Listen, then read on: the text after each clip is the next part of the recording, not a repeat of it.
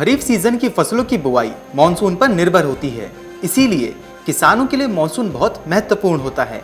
देश के कई राज्यों में मानसून दस्तक दे चुका है, तो वहीं मध्य प्रदेश में भी मानसून का आगमन हो चुका है, जिसके बाद किसान खरीफ सीजन की फसलों की बुआई करने की तैयारी में जुट गए हैं। इस बीच कृषि मंत्री कमल पटेल ने किसानों को एक जरूरी सलाह दी है कि किसान इस समय सोयाबीन की फसल ना उगाएं। आइए आपको बताते हैं कि कृषि मंत्री ने किसानों को ये सलाह क्यों दी है। दरअसल कृषि मंत्री कमल पटेल का मानना है कि इस बार किसानों को सोयाबीन की खेती नहीं करनी चाहिए, क्योंकि पिछले 30 से 35 साल से लगातार सोयाबीन की बुआई हो रही है। इस वजह से सोयाबीन की पैदावार कम होने लगी है, इसीलिए राज्य में सोयाबीन के बीजों की भी कमी है। ऐसे में अगर किसान सोयाबीन की खेती करते हैं तो उनकी लागत भी ज़्यादा लगेगी। ऐसे में अच्छा ही होगा कि किसान सोयाबीन के बदले अन्य फसलों की बुआई करें।